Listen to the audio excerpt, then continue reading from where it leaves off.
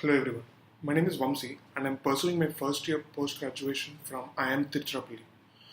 Today I'm here presenting my views on the Indian manufacturing sector as part of a course requirement in Indian economic policy.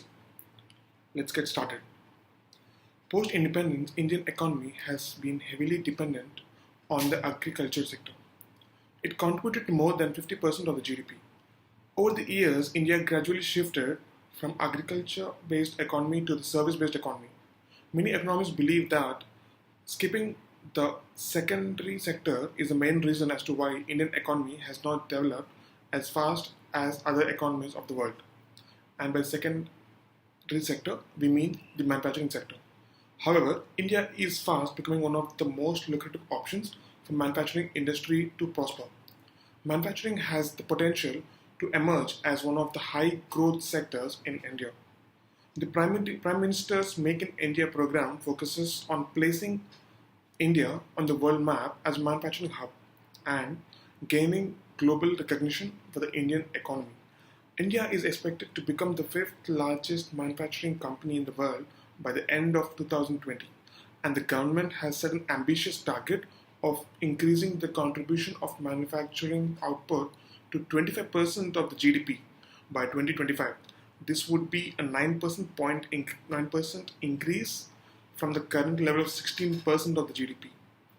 Good infrastructure, compliance to tax and labor laws, and meeting the desired environmental standards were some of the factors responsible for better performance of states like Gujarat and Andhra Pradesh. International Monetary Fund raised a concern about the pace of the reforms which are being passed. They pointed out that Indian economy is facing decelerating pace of reforms. Recently, the long-awaited GST bill had been passed by the Government of India, which would enable an easy and cost-cutting flow of goods across different states of the country. It presents a wonderful opportunity for the manufacturing sector to re-establish the logistics sector of the country. A strong infrastructure is an essential ingredient for any manufacturing sector to grow. The unavailability or high price of raw materials, limited domestic demand, competition from foreign markets, and uncertainty about taxation, legislative, and regulatory regimes continue to be seen as barriers to business growth in the coming year.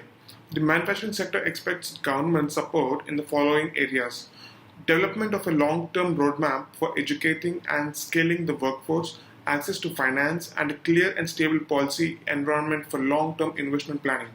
Industry 4.0 is best understood as a new level of organization and control over the entire value chain of the life cycle of products geared towards increasingly individualized customer requirements.